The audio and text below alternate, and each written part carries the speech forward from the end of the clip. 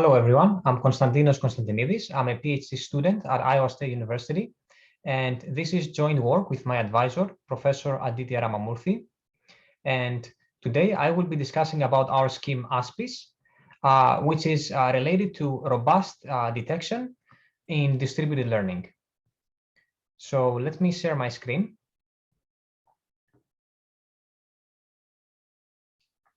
First, I would like to motivate the use of distributed learning. So many machine learning applications require processing of big data, and those data sets cannot typically be stored on a single machine. So we require more memory, CPU, and GPU resources. And this can also alleviate many issues. For example, a common one is out-of-memory errors. So we need to distribute the work across multiple devices. PyTorch and TensorFlow are two popular frameworks that natively support those kinds of architectures.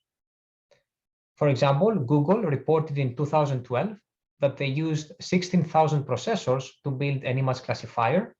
However, this scale comes with problems, and Facebook Research has reported that some nodes may misbehave and disrupt the training.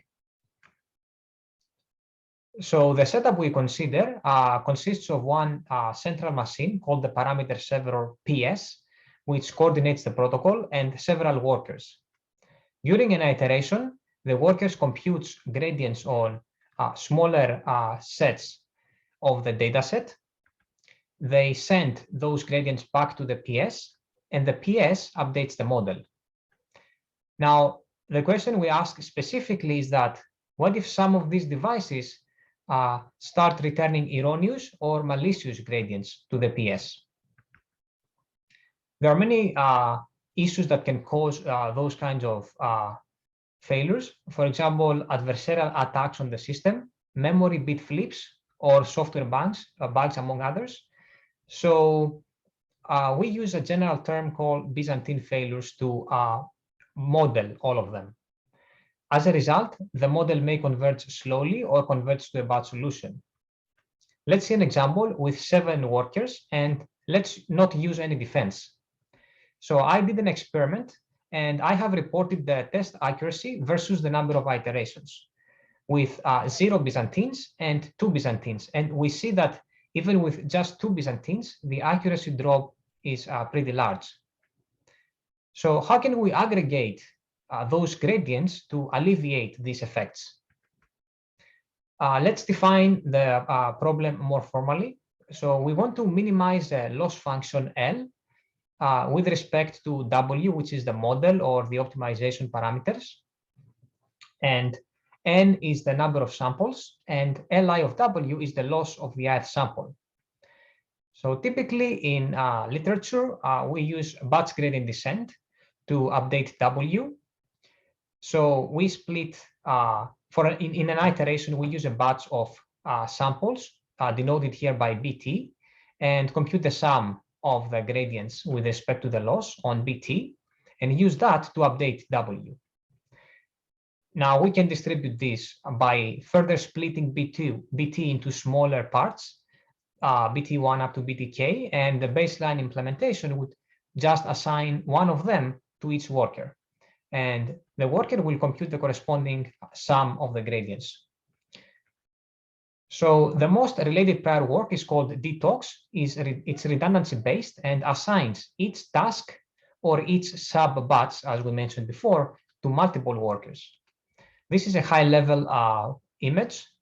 However, they consider a weak attack model, and specifically they choose adversaries at random. In our work, we construct careful attacks that make detox fail. As we mentioned, in our setup, we have one PS and K workers. The PS is assumed to be reliable, but an attacker can choose any Q devices to attack. This is a much stronger attack model. The adversaries can return any value instead of the true honest gradient. They can communicate with each other, and they know everything about the protocol. We use 2 metrics to evaluate our work. The first one is the distortion fraction.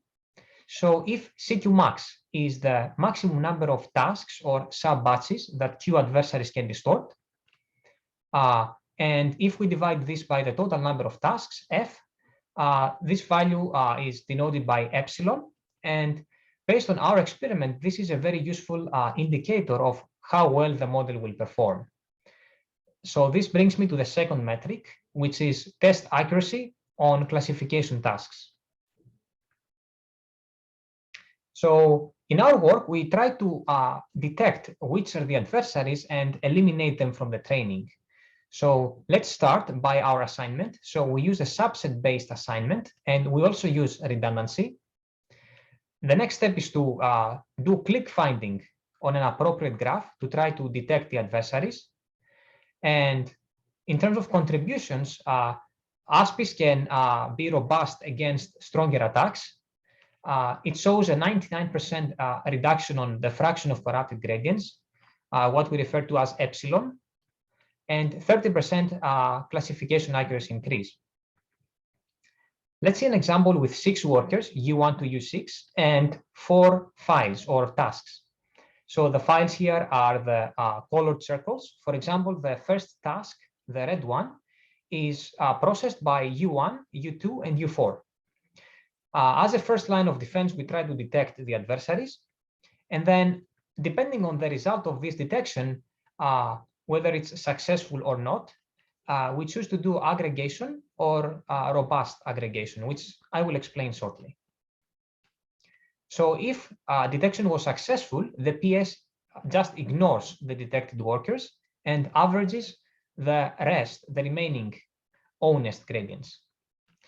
If the detection is unsuccessful, we do 2 steps. So first, for each file, BI, the PS decides the majority among the workers that processed it. For example, for the red file, the PS will decide the majority vote between U1, U2, and U4 for the gradient. And the next step is to feed those values, MIs, the majority winners, into an operator. In this case, we use coordinate-wise median. So the final output is M that the PS uses to update the model. So to assign the tasks or files, we generate all K-choose-R subsets of the set U1 to UK, of each of size R, and we partition each batch into this many files. We assign for each I the file BI to all the workers in the corresponding subset. For example, for 7 workers and redundancy equal to 3, if the first set is U1, U2, and U3, all of them, U1, U2, and U3, will process the first file, B0. Now let's move on to detection. So we start by creating an empty graph with vertices to be the workers. Each pair of workers, we know by construction that they jointly process K-2 choose R-2 files. And the next step is for the PS to do some post-processing of the gradients. So for 2 workers, J1 and J2, that they share a file, I, let's say the file BI, this alpha I denotes whether they agree or not. So it's 1 if they agree on the value of the gradient and 0 otherwise. So for this pair, J1 and J2, we can compute the sum over all I's, all files that they jointly have, and denote this by alpha. So as we mentioned, they have to, if they're honest, they have to agree in all K-2 choose R-2 common files that they share. That's what we expect. So in this case, we draw an edge between the 2 workers on the graph. Of course, if they agree in fewer files, we don't draw an edge between them. Next, we will need some graph theory ideas. So a clique is a subset of vertices in the graph where each one is connected to each other, and a maximal clique is one that cannot be enlarged. And a maximum clique is one such that there is no clique with larger cardinality. In this graph, a maximal clique is 2, 4, 5, and a maximum click consists of 1, 2, 3, and 4. In our work, we prove that honest workers form a clique of size k minus q, and any worker with degree less than k minus q minus 1 is not in a maximum clique and is straight eliminated as adversary.